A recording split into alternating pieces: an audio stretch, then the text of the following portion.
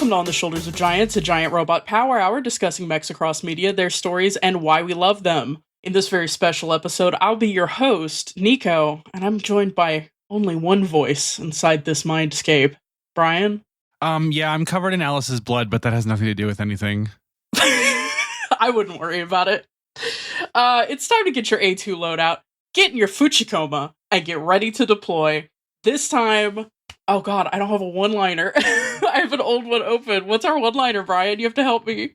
Something about a cello case? If you're admiring the sound of this podcast recording, it's because we're recording from inside a cello case. Yeah, there we go. Our dulcet tones.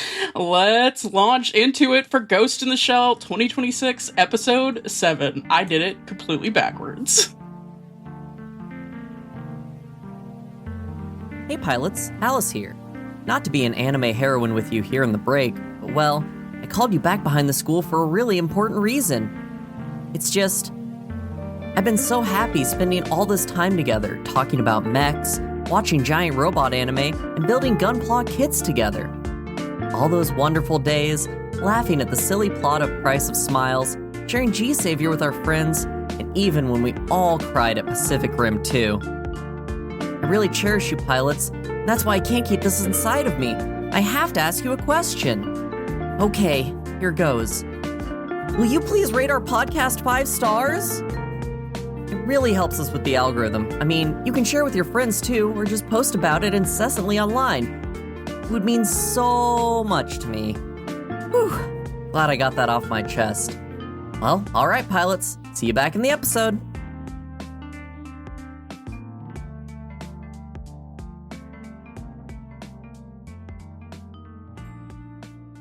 What's it called? What's the episode called? God, we can't do this without her. Hey y'all, full disclosure, shortly before recording, Alice jumped naked into the street and was struck by a semi-truck. Oh, okay. My brain went to Yu Yu Hakusho for some reason. I was like, she pushed a little girl out of the way of a truck and died, and then found out from the Grim Reaper immediately afterwards that the little girl wouldn't have died anyway. That was what happened rude. to Alice. If I was the Grim Reaper, I would not have told her that. No, Alice was crouched naked, feral in the bushes, and then just went, I know what to do. I know how to cross the road.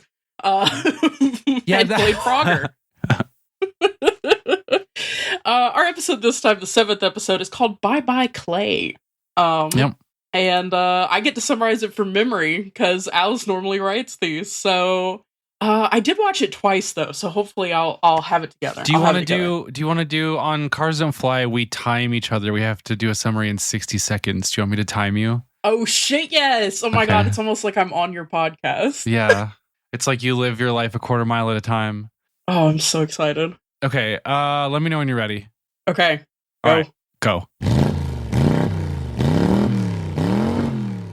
So in this episode, we open with some major existentialism, pun intended.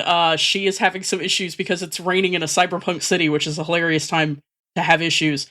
This is the Puppet Master episode.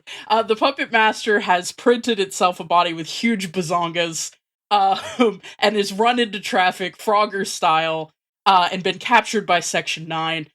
This capture turns out to look more intentional than not, as the Puppet Master immediately pleads that it is a new form of life and it is wanting asylum and not to be handed over to the dastardly Section 6, who claimed that it was their trap that rendered the Puppet Master into a body.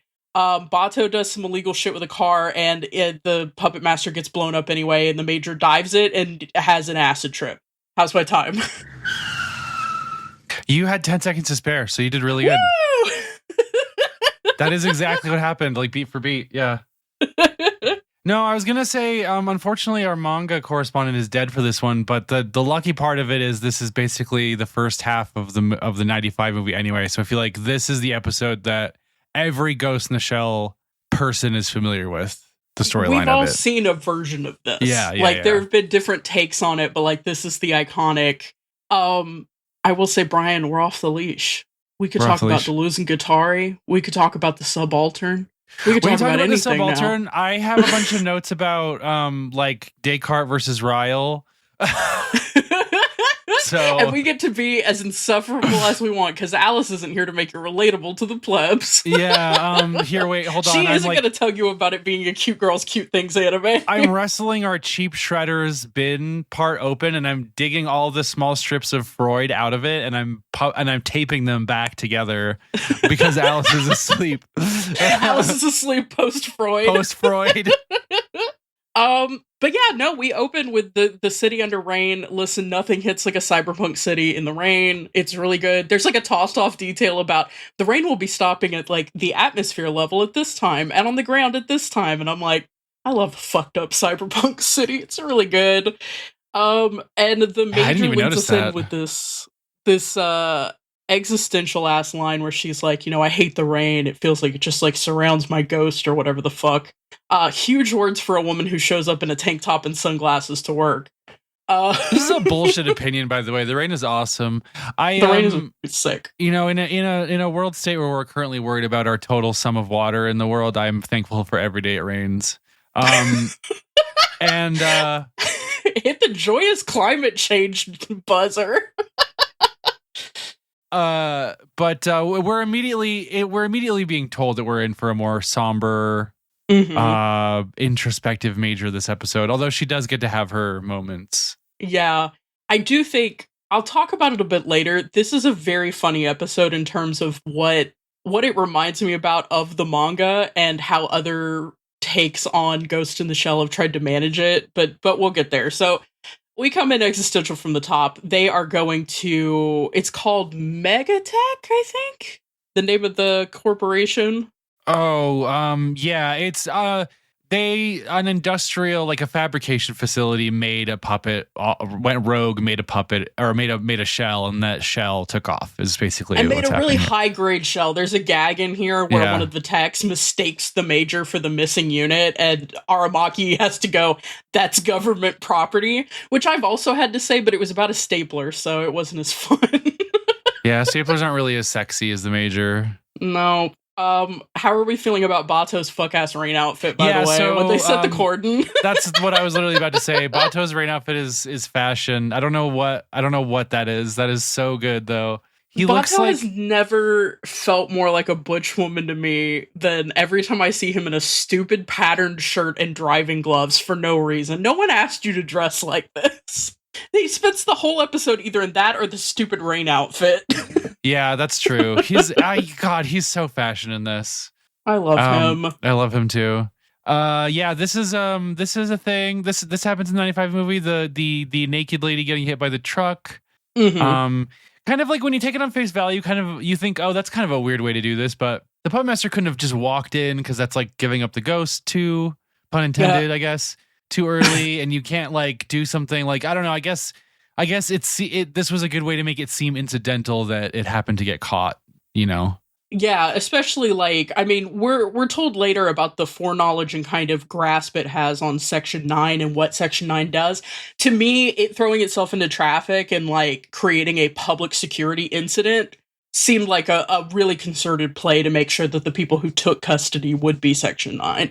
But I do like how this is done because I feel like, I don't remember exactly, but I feel like in Oshi's version, it's kind of ethereal, and in this one, I'm not kidding. It looks like the thing is fucking doing Frogger. It's on all fours that it jumps in traffic. Yeah, Oshi's version, it's sandwiched in all of these, like, they're the 95 Ville doesn't really have transition shots. It has like transition galleries it goes through of like various, and it's like sandwiched between those, so it feels a lot more like abstract and out of place. But yeah, you really get the sense from shot to shot that this might be just down the street from Bato right now. You know what I mean? Yeah. I have a very important question to ask because obviously the puppet master gets fucking obliterated. The puppet master gets isekai'd. And they retrieve it, and they're doing some initial probing of the unit, and it is kind of lashed down to this surface and writhing around. And the question I have to ask is, so Section 6 says that their specific trap for the puppet master caused the puppet master to have to dub itself into a shell. Yeah. Like that was the only place. They dubbed itself into a shell and they assassinated the body, if there was a body, which we'll get to that. So do we think it was Section 6's trap or Puppet Master's personal preference that the shell be printed with huge bazooka? I really want to believe, like, we in the 95 film, we talked about the presentation of the Puppet Master a lot. And I think as the kind of podcast we are, we projected or imprinted a bunch of trans qualities onto that situation. And I like to carry that forward. I want to believe that the Puppet Master wanted big naturals. It's the opposite of the Greek statue guy. He wanted to own female bodies as a decoration, but the Puppet Master really strikes me as someone who wanted to have the tits, like as his expression of themselves. You know what? I love that. Boundless knowledge of the net, boundless bazongas. Yes, boundless, beautiful. Boundless big naturals. Yep. The Major shows us for the first time. The Major misses and has a swagless outfit. Brian, can you concur with me that this weird ass outfit with the capris? The capris. It's the capris and the kind of open neck top that has like gold on it.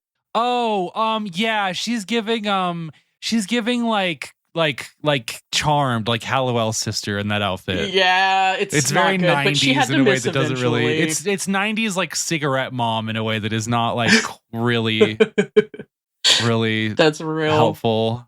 An interesting thing that happens here. So there's an argument happening between Togusa, Aramaki. First of all, they're all in Aramaki's like cozy looking office. It's like 50% cyberpunk hellscape because all the walls are like bulkheads, and 50% like 60s mid-century office decor. There's all these what look like leather chairs, and he's got this like specifically like mid-mod lamp and some ferns. It's the vibe, it's wild. But anyway, Bato and the Major and Aramaki and Togusa are in his office, and they're debating like, what is the situation with this fucking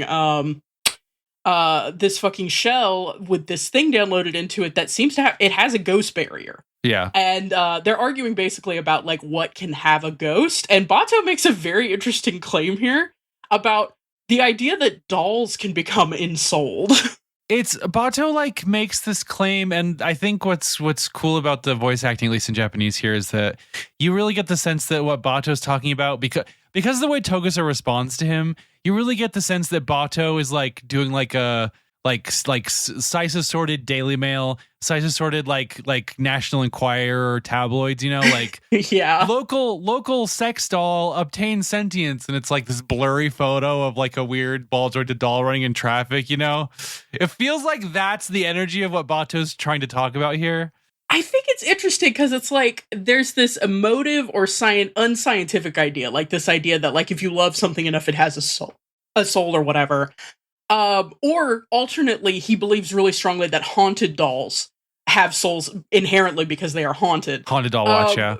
But yeah, you know, this brings a really good question. And if you're someone who's into philosophy, this is your call to action to write in, actually, because my question is, this has to have been investigated. Are there any good sources on how like the mind body dualism in the heart of this of Shiro's manga, and at least in the heart of this episode specifically, how that interfaces with like Shinto animism in like Japanese culture, you know? That is, yeah. I would love to know. I have nothing. I have no theory or any. I have no like actual thought there. I'm just. It's like a curiosity that just perked up when you were talking just now about haunted dolls. Actually, yeah, I will say like the phrase that Bato uses specifically is that a celluloid doll could gain a soul, which immediately made me think of the newest Resident Evil. No, it was Silent Hill. The newest Silent Hill, Silent Hill F. Oh. And a major component of that plot is this celluloid doll that is giving your character like specific tips or instruction. So like I feel like there's something interesting there, especially when we talk about globalization and like how do plastic things enter an economy that previously did not contain plastic things, and like where do they figure in a society that had that idea, that like animist idea. Write in if you have thoughts or education on this, definitely.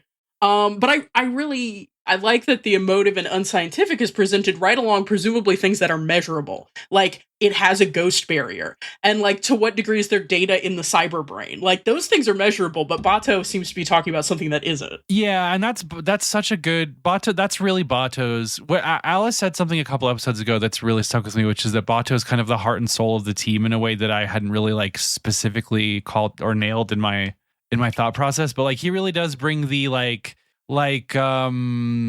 intuition driven, like superstitious, like very human energy to the group that I think would be really, really sorely missed without him. So that's like a good example of that. Superstitious is such a good word there, because it does make me think. It makes me think of baseball players, but it also makes me think of like, there are definitely military guys and parts of military culture that are like, you carry this or you don't do that or you don't do this because it's tied to a specific like superstition. Completely. I would classify Bato's specific expression of how he remains attached to his humanity. I think he treats it like a superstition. Like, I think he treats like the fact that he works out as a sort of like he does it through these rituals that are almost like obsessive compulsive, you know. At least and this is when I say stuff like this about Bato in the abstract, I do mean like the numinous Bato that exists above the franchise as a sum of all of his different iterations. The sort of demiurge Bato, the Bato outside Bato. No, I get it, because like I think that was a Sack specific thing, but it is so indelible for his character now that I do think of it that way. Setting aside this very interesting conversation, where the fuck is Section 9's union? Because Aramaki is like, I need you to dig up more dirt on this company, Togusa. Working a 2 to 3 day shift won't hurt you. See, this bugs me because not only is I mean, like, and I like Togusa and I like this interaction. This is funny and everything, but it kills me a little bit because this show we're on the 7th episode, and it's become clear that this show is very interested in Togusa, Bato, and the Major. And I think like it seems like they have contrived their way into having Togusa do this stuff when it really should have been Ishikawa. Like, this should have been an Ishikawa episode, in my opinion. Yeah, that's a good point. Togusa even sits down and uses that over-the-shoulder hacking thing that we always see Ishikawa doing. And the cop says specifically, like, are you sure, or the guy in the van with him says specifically, are you sure you used to be a cop? Because he's so, like, Section 9 pilled or whatever. And it's like, yeah, now that you've said that, that's gonna haunt me, because, like, yeah, that should have been Ishikawa. Yeah. So I'm kind of sad about that. I hope if this show is able to continue, we're able to, and like, there's a degree to which I feel like the manga, because we didn't read all of the manga, I can't say this for sure, but I kind of felt that way about the manga too, especially after it became clear that the Major wasn't necessarily like a huge part of the picture anymore. It became so much about Togusa and Bato specifically. Well, no, because we're heading into a section. I really wish we had our manga correspondent here. I was kind of trying to find that info real quick. Because they've taken custody of the puppet master in the shell, and they've been slowly disassembling the shell more and more. It's getting like more and more like robotically graphic in terms of like how much of its innards are exposed and stuff. And they have it pinned up in the iconic, like, it's just a torso with the head, with the hair hanging down. And Section 6 has arrived and basically muscled their way in on Aramaki, who appears to be there alone. And they explained that, like, their whole assassination ploy, how they flushed out the puppet master. And then the puppet master begins to speak, and I immediately clocked that one of the choices made in the Oshi film is done differently here in a way that voice, I guess, makes sense. Yeah, because the voice in the Oshi film is masculine. Mm-hmm. It has that timbre, and I couldn't remember whether that was something a character commented on, if that was totally an Oshi invention, or if this was... Because, I mean, hypothetically, if you're ordering a feminine-looking shell, presumably the voice box would go... But, like, there's so much we don't know about how these machines are made that it's like, it feels like a very interesting intentional choice to do this way. In a way that, like, later when the Puppet Master has to borrow the Major's voice, that feels like less of a directorial voice that feels true to the canon. I don't know. I think it's only distinctive just because Oshi went with such a different vibe on this. And notably, like, in the dub of the 95 film, they used a female voice for the Puppet Master. I didn't know that. Yeah, I've no, never we watched talked it about dubbed. it. We talked about it during that episode because you and I haven't watched the dub, but Alice mentioned it, I think. Oh, okay. But yeah, it's not. I don't know. I don't like it as much just because like I'm always kind of going to be a fan of like I find that the gender fuckery to be a compelling thing, especially in this circumstance. Like when we're talking about transhumanism, when we're talking about like what it means to like the relationship between how your consciousness forms and the shape of your body. I think it would have been more interesting. And like they do some modulation to the Puppet Master's voice that does make it sound like it's not just like flatly a woman talking, but. But yeah, I was missing that weirdness to it a little bit. What can you do? Yeah, I'm looking at the manga and it doesn't look like anyone is commenting. No, there's no comment made on the voice. So yeah, this was like Oshii made a specific decision. And I think that there's different arguments you could make for whatever you want to do here in terms of like they consistently gender the puppet master as he despite the shell appearing feminine. So like that's a specific like kind of gender dissonance that's happening with how they identify the puppet master versus the actual form in front of them. And so I think that, you know, like doing something different with the voice is a way to play with that. I only really caught this on my second watch through though. So I think I don't know. It's interesting. No matter what choice they made, it would have been interesting because clearly it's a blank slate. It's an open space. Yeah. Huh. Anyway, yeah, just interesting to think about that, and I'm sure everyone is going to have I'm excited for the gender thoughts in the Discord. I'm excited for the thinking about this. My girl went to the Seattle Voice Lab, is what I'll say about that. Just moving through some of the other smaller things back here. Mega typing is back. That was so sick. Yeah, that looked really good. A lot of the like the drawing of the Puppet Master like on the biopsy table or whatever looked a lot more. Oshii's team gave it this like Christ-like valence, I think, in the 95 film. In this, it really does look like a disemboweled specimen. Like it's the drawing is super, super good. Yeah, the shell definitely seems more objectified in the literal sense of it has been made an object. Like they are just taking it apart. Two very funny little comedy beats that happen here. Bato reports his own car theft. Yes. He boosts the car and reports himself. And he's chasing this thing down in a hot rod, notably, not in a Tachikoma, which will come up later. And the second bit is Togusa has been made to Skype his wife and child on his anniversary because Aramaki wouldn't let him off shift. Rip. But I'm. Is this a safe space for me to say something deeply embarrassing? What, you're attracted to Togusa's wife? No, Togusa lifting his mullet to expose the nape of his neck for the brain chat got me feeling some kind of way. Yeah, I'm no, blushing like sense. I just saw a Victorian woman's ankle. I'm just like, oh my god. I showed you my port. Please respond. Post hole. Yeah. So we get the whole like we get a sort of truncated version of the duplicitous Section 6 heist on Section 9 to retrieve the Puppet Master. And which all of that stuff is really good. I like the this is the Major's wearing this fuck ass outfit during the scene, like Nico said, but we get a great moment where like Aramaki gets to do some kind of like slapstick when the Section 6 operative appears to not be interested in assassinating him, so he has to like shove him out of the way. And then later, when after the wall explodes, he's like sitting there with like the cross eyes. And he gets to be a lot more animated when he's yelling at the Major too. Like that scene is all really, really good. I'm loving this very limber, energetic Aramaki. It's really good. He's a little monkey freak. I love it. And especially because it seems like the Major just like fully kicked him either in the ass or the leg to make him trip like that, and then he had to like recover, and there was an explosion and everything. Like, see, the sommelier plot wouldn't hit as well with this Aramaki. He's too like frenetic. Like the Aramaki, you can't believe that he could pull like that. Yeah. Exactly. Yeah, Sack Aramaki is very different. He's on some different shit. But yeah, so we're heading into the retrieval scene. The Puppet Master's shell has obviously been put into a cello case, the same cello case where we're recording. If it seems crowded in here to you and you hear a lot of clanking and philosophical talk, At some point, a bomb's going to go off and it's going to be kind of fucked up. So, like, after that happens, I don't know how good you're going to hear us, but yeah, no, just dive directly into us, and you'll be able to hear the podcast in like crisp fidelity. Don't mind if that we're penetrating your ghost barrier. But Bato in this show more than anything. Bato is a man bent on vehicular violence.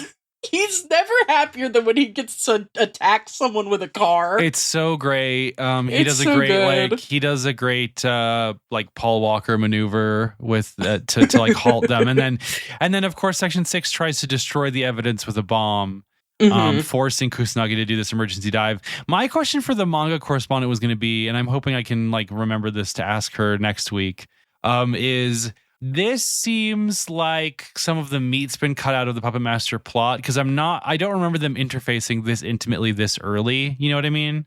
Yeah. But it also remains to be seen like what's about to happen, because we end during their situation on this episode. So I'm very curious what the lowdown on that is. No, this looks like it's beat for beat to the manga. Okay. It's down to rolling the big battery with the umbrella, which is really beautiful. Oh yes, like the big battery with the umbrella is very good. It reminded me of I saw this video, I posted it to our friend Discord the other day, of someone walking in the street and they had a tiny umbrella for their joint that they were holding between their fingers. It reminded me of that. Yes. No, it looks like this is beat for beat, though. Obviously in the manga, the way this is an interesting thing we could talk about, how the visuals of the dive are translated here. Yeah, so the Major does this dive. And like you said, like in the Oshi movie, this happens like way later. It happens after the tank fight. It happens under sniper fire. Like there's all this different stuff. In this, they're literally in the back of this car with what remains of the Puppet Master shell, and she's like diving this thing that is actively disintegrating. And in the manga, you're getting a lot of like line drawings. It's not like screen tone, but there's a density of different like hatching geometric shapes and stuff. In this, obviously, we're getting a lot of different stuff. We're getting a lot of different renderings and images. Did any like jump out at you, Bri? Yes, actually, I'll post it. I copied it. Let me see if I can dig it up really quick. But yeah, there's a lot of I mean, it as a thing that hangs together, it just bangs. It goes so hard. This is like probably better to me than the way the 95 movie looked at doing this specific thing.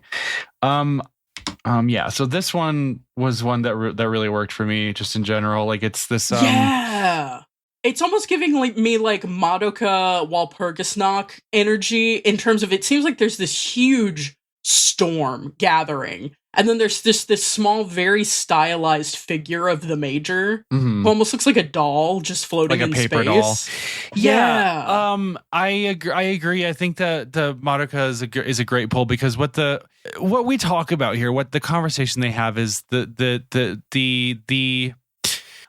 I really like about this is the jargon of it like hangs together in a way that sounds good, and also sort of just evokes the sense that like through the different ways they have to.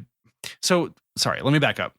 This is like there's a dual sensation happening with this sequence that I think is really successful and works really, really well. The first branch of it is that it really feels like a medical procedure with all the stuff that Bato and Aramaki are doing like on the sidelines to support the operation. There's a lot of shouting of vital signs. That stuff feels like it really feels like they're doing important work, even though it doesn't always matter like what specific like jargon means at that moment. The other sensation that we really get here that I really, really like is that there is something that Motoko is interfacing with, and later like fully subsumed in something fully and wholly alien to her as somebody my read of it is like as a being whose ego and sense of self relies on the physical form, and that, you know, that takes a bunch of different shapes for the franchise, but that is a major part of Kusanagi's identity. Interfacing with something that is in itself, its ontology is the information that comprises it. It does not have a physiology. I think that's a really good point, especially because one of the things she keeps trying to like force it to conform to is the idea of the electron. Yeah. She's going, and the electron is the smallest particle of matter, but she's still thinking in matter. right? She's not thinking in information. She's trying to say, it's like, are you here in the electrons? Are you here in the traces of the electrons? And it's like the puppet master is trying to convey to her, it's like you said, it's like, you are thinking about this wrong. You are thinking too physically. You are thinking of things of matter. This is not things that have matter, you know? It's very cool. If you think about the internet as two things, which is one, the network of interconnected computers from which files and data are accessed to create the experience that we call the internet. Mm-hmm. And then, like, what is the internet? What is the culture? What is the slang? How do trends move through it? Like, there's something that is intangible and societally formed by the intelligences that engage with it and by the things that emerge from it, whether that's, like, I'm thinking a lot about memes because of Kojima. He's infected me because memes are the DNA of the soul or whatever. Well, it won't kill you to admit that Metal Gear Solid 2 made some salient points. Even if you Metal Gear had Solid 2, the most salient version of the game, and I think it's because Raiden was there. No, no, I do think that there were some really good points. It's like, I almost feel like Kojima was, like, cursed with knowledge briefly, and then, like, the rest of his career, like, he was like, what happened? Someone hit me with a hammer. I made Metal Gear Solid 2. Yeah, like, I really like, you really get the sense of, like, any good alien movie where an alien is trying to express a concept. I'm thinking of Arrival. Like, when an alien is trying to convey something to a human, and it's like, you're thinking like a human. I don't know how to get you to a point where you're thinking like something that is not a human. Mm-hmm. I do think, okay, this episode is really funny to me. This is what I was alluding to earlier. This episode is super funny to me because this episode is the one we have watched so far that is the most dense and what I will call, all capital letters, ghost in the shell shit. Like, this is all of the stuff that people typically think of, the concerns and the aesthetics and the ideas of Ghost in the Shell as informed by all of the other adaptations. It was kind of all in this chapter. And it's really funny because this is in line with the manga. Like, some stuff has been trimmed out, but the manga also kind of makes this leap where it's like, suddenly in this chapter, we're seeing these abstract images in these weird ways and this density of philosophy. It is really funny because I think for me, it makes a compelling case for other takes on the canon that have spread this out a little more evenly. It does that, and it also strikes I think by following the manga, I think what Masumune does, that's, I think, for largely is a success throughout the manga, is that when he wants to talk about something specific, he's just gonna the plot and the thing will conform to whatever that is. It doesn't super matter like what the specifics are. And like, I say mostly for that because a lot of the time, especially as the manga goes on, what he wants it to be about is titties, and the plot is going to conform around that. But as it stands right now, I think one of the things that's cool about this is it allows us to really get at the heart of Ghost in the Shell in a way that, like, Oshi putting his own like directorial filter over it, and then in Innocence just like slapping empty philosophy all over everything, sort of elides a lot of this as the franchise goes on, which is Shiro was pulling directly from a philosopher named, what am I, British? AKA. Named AKA Gilbert Ryle, who wrote a lot about how I'm hoping this, if I just lay this out, it helps if somebody's having a hard time with what was happening in this episode. But basically, Descartes as a philosopher, everybody knows Descartes, he's a mathematician philosopher. One of his big things was dualism, the idea that the mind existed not wholly distinct from, but separate to the body. That the mind was sort of some animus driving the machine of the body forward. Piloting it, you might say. And the interesting thing is, though, that the opposite of dualism classically is monism, which is just the idea. It's kind of like ludonarrative discourse. It's the idea that like the ego is not extricable from the body. What Ryle does is he says he says basically like the fundamental idea that this comparison relies on is a fallacy, because the mind and the body exist in different ontologies. You can't say are they separate, are they connected? They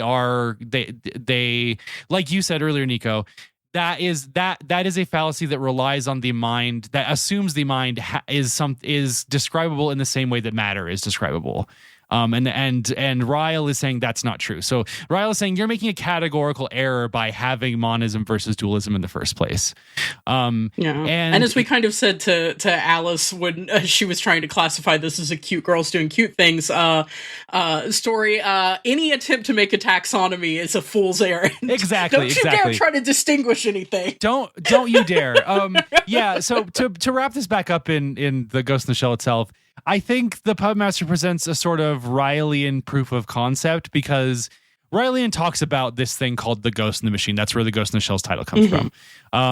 And that's his way of demarcating, like, okay, we have a ghost, this thing that we know nothing about, that is intangible, that for all of our postulating, like, may or may not even exist, and the machine, which is something that we fully understand has physiology. We understand that it has operations that it makes and how it exists in the world. So that's his way of delineating that. I think the Puppet Master is a really good example of that, because, like I said earlier, it is just the numinous.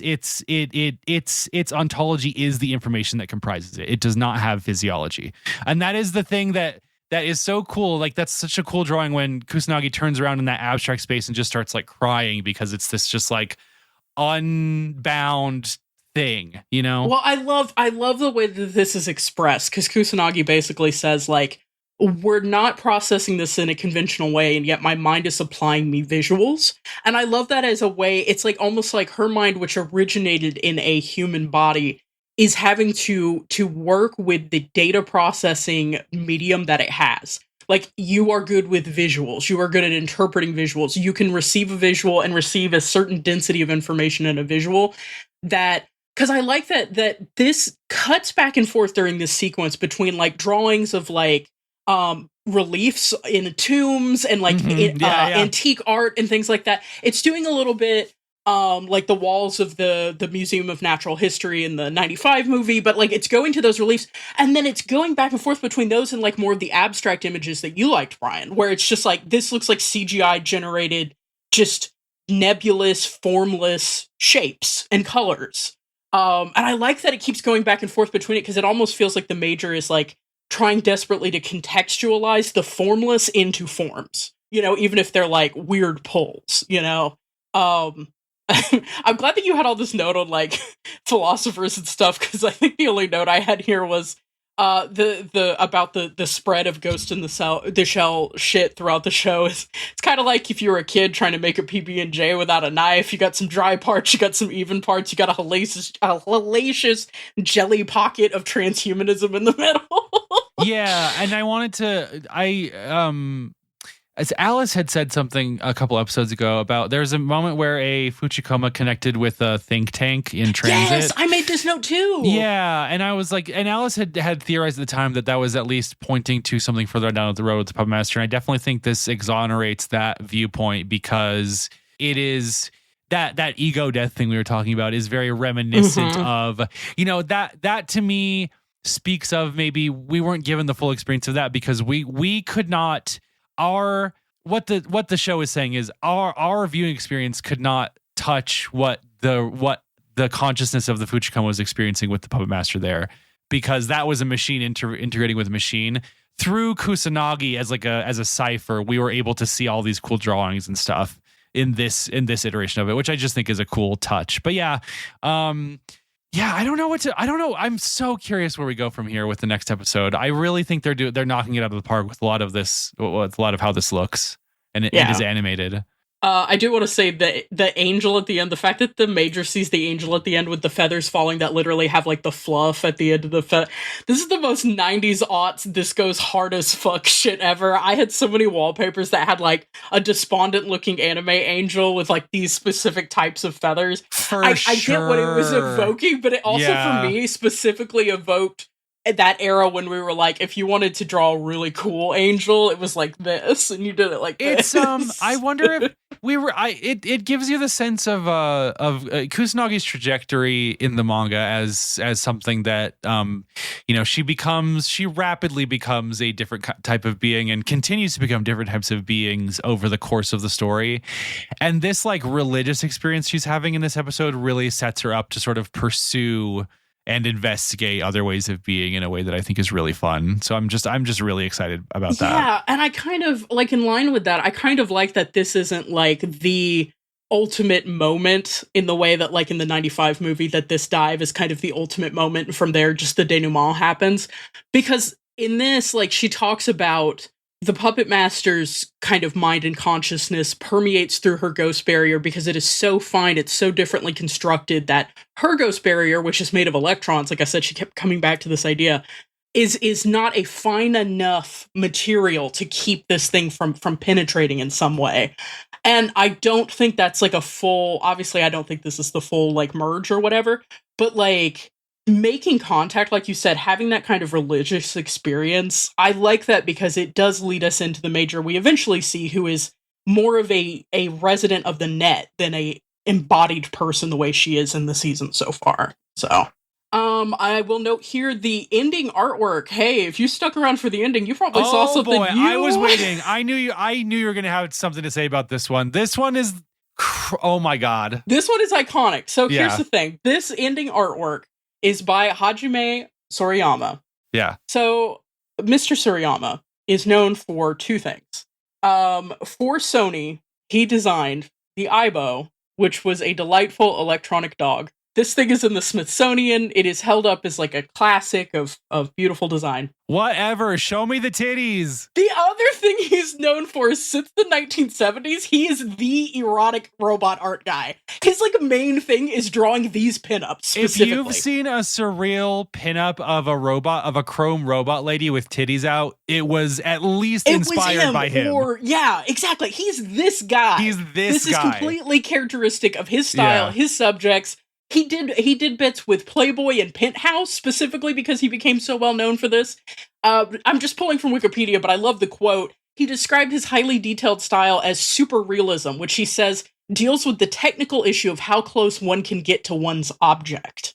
And he's a master. He works primarily in acrylic paint and airbrush, and he renders this chrome that looks like almost photorealistic. Like the luster is insane. But yeah, literally, it's so funny. The last line of my notes here are exactly what you said, Brian. If you have seen a figure like this, it was either Sorayama, because he has done countless of these. If you want to see pinups of chrome titties, just Google his name, Infinite Supply. You can, and you probably should get, like, he's on calendars, he's on posters. You should. I would love one day to have a huge Sorayama in my house. I would love. Oh, baby, that would be so. And sick. It's so funny because it's like there are so many people who have played into what we now think of like this cyberpunk genre, but like I do love when you get to the cyberpunk.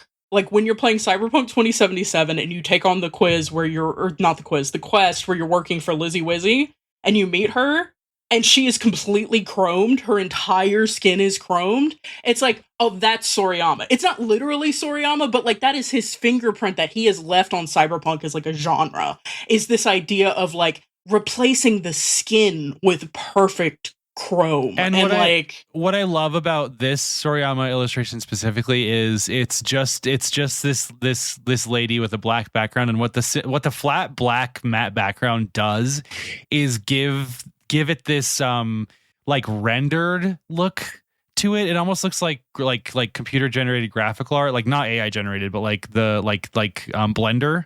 Mm-hmm. Yeah, I mean, it's cunt. Look at those heels. Look at that fucking 5-inch heel.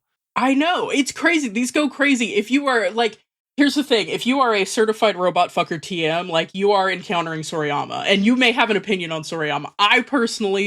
I admire what he's done for the genre of robot fucking, but I do feel like his tastes are conventional. You know what I mean? Everyone gets to have a take if you want to fuck robots, but you can't avoid him. Well, it's a little bit like pulls up to the Monster Fucker arcade with just like a conventionally attractive Monster. Monster, yeah. Yeah. But the style is so iconic, and like the way he reminds me a little bit of Araki, the mangaka for JoJo's Bizarre Adventure, in that he can draw posture in such a fascinating way that I don't think anybody else manages to really nail down. It's crazy. I definitely just go check out his work. It was so funny because I really expected this to be like, oh, and that's Motoko somehow. And I think the figure is kind of done in what I think a lot of people would think of as the classic Ghost in the Shell, like detaching from cables kind of look. But like, this is such just like an iconic Suriyama. Like, yeah, it looks fantastic. It feels so good to be in here. It really does feel like it's like, let's, everybody who's a fan of Ghost in the Shell. Yeah. Such a good pull. Like, yeah. And he's still kicking around, by the way. He's like 74. I love this for him. Fuck yeah. Hell yeah. Let's go. All right.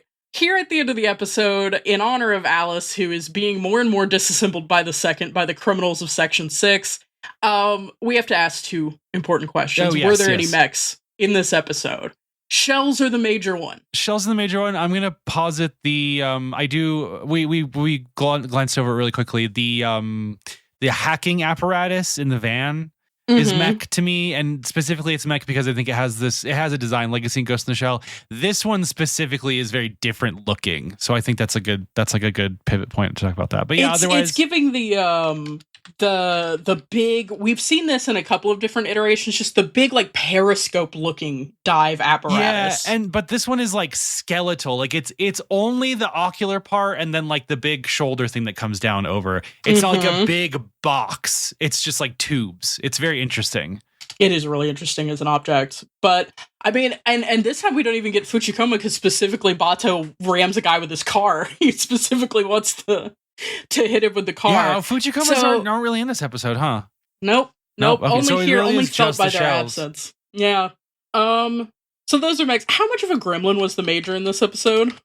I think she has a couple gremlin-y moments, but unfortunately, the having a religious experience brushing up against an alien form of life is really not gremlin behavior. That's prime introspective major behavior. That's prime. If the major was a painter, she would go home and paint like a Matisse painting after this experience. That's not really gremlin behavior. Yeah, there's a thing they do on Kill James Bond with the scum system where for smarm they take points off for sincerity. I feel like unfortunately we're having to take points off for sincerity because the major is in it. Yeah. Oh, well, any closing thoughts, Bri? No, not really. I'm in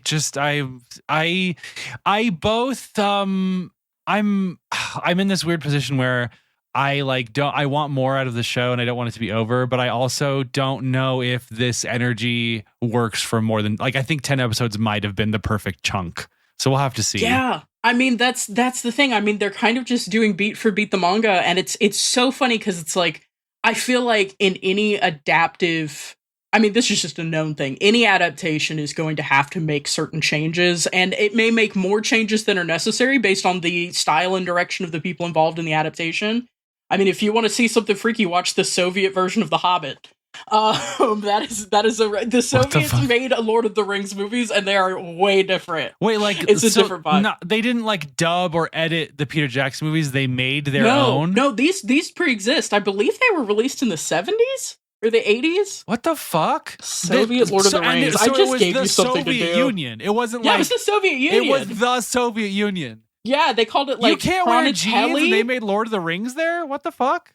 Yeah, there's one in 1991 on Leningrad television. It was a Chronatelli. It was a miniseries. Yeah, we should watch that sometime. But that's what I mean. Any adaptive. Oh, this wiggery. These wigs. These wigs. When will you wear wigs? Take it to its ultimate conclusion. Oh my god. In the 90s of the Soviet Union. Like anytime you make an adaptation, you're gonna have to make certain changes, and also you may be compelled to add things of your own that you want to, again, like Oshii definitely did his own version of the story. I do think it's funny, and possibly Everything Ever should get an adaptation that does as little of that as possible, which is what it feels like this show is. It feels like Science Saru was like, the manga was good. Let's just do the manga. And we keep waiting for them not to just do the manga, and they keep just doing the manga. You shouldn't have told me about this because now I'm obsessed. Apparently, this adaptation included the scenes of Tom Bombadil that were omitted from all the other adaptations.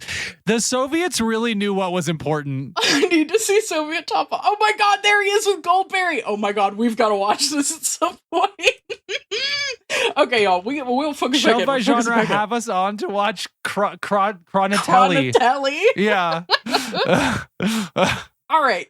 We're doing mech ratings this time. We are missing Alice. Hopefully we can get the score from her after section 6, does fast typing and reconstructs some of it. Bri, what are you feeling this time? As we commented, not a lot of mech. Just Not a lot of shell. mech. Okay, here's the thing. The sometimes the apparatus of the grading maneuver is going to brush up against the quality of the program in a way that seems weird. I'm going to drop this probably down to an 8 on this episode from 10, mostly because of the way we're rating individual episodes, because I have a suspicion we're going to wrap up this small arc with the Puppet Master, and as a cohesive thing, I'm going to have more mecha thoughts about it. But as of right now, we're ending in the middle of the abstraction, so it's hard to tell.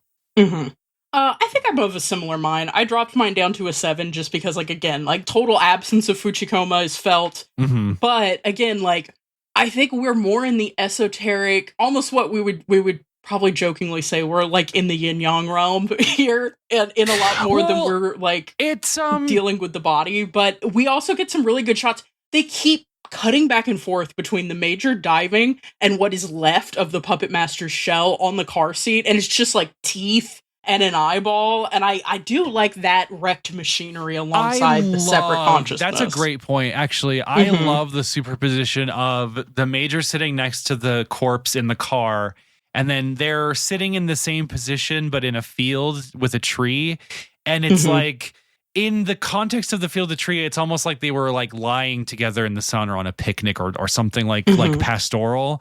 And then in the car, it's this emergent situation that seems totally up in the air. I really like that. That really betrays the sensation of the space, like someone being in your cockpit with you, you know? Yeah. Certain inevitable geometries, but purely in the realm of the mind. Yeah. Exactly. You didn't think we could have geometry there, but we did. We'll find out what Alice wants to put on this so we can continue making our chart. But I'm very excited to see these wiggly little lines. Our star chart. We spiked hard. So I'm really interested to see where this goes. All right. Well, that's been this episode of On the Shoulders of Giants, where we discussed episode 7. We kind of covered our parting thoughts. Any parting stupidity?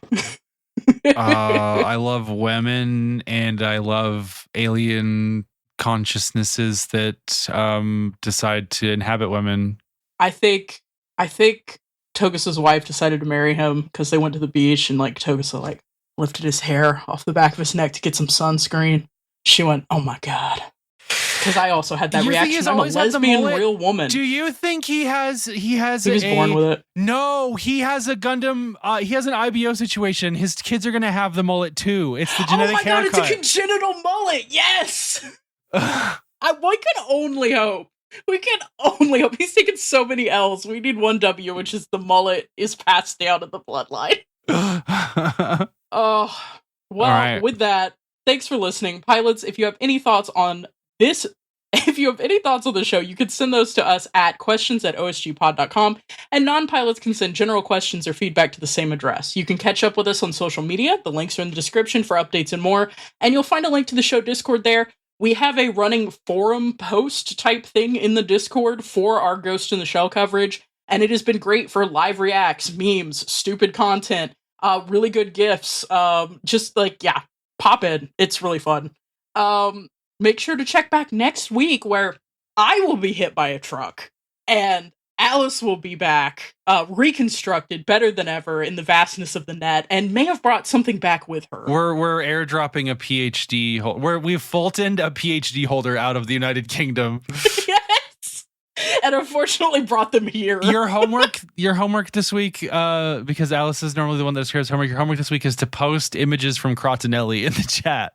Yes, post Crotinelli in the chat. And hey, if you happen to have watched that because you were in a former Soviet country, Street. Let us know what that was like. Anyway. Please write in about Chronatelli and also modern philosophical musings on the convergence between animism and mind-body dualism. Thank you. And big bazongas. And big natural. All right, y'all. Goodbye. I love you. Bye. I love you.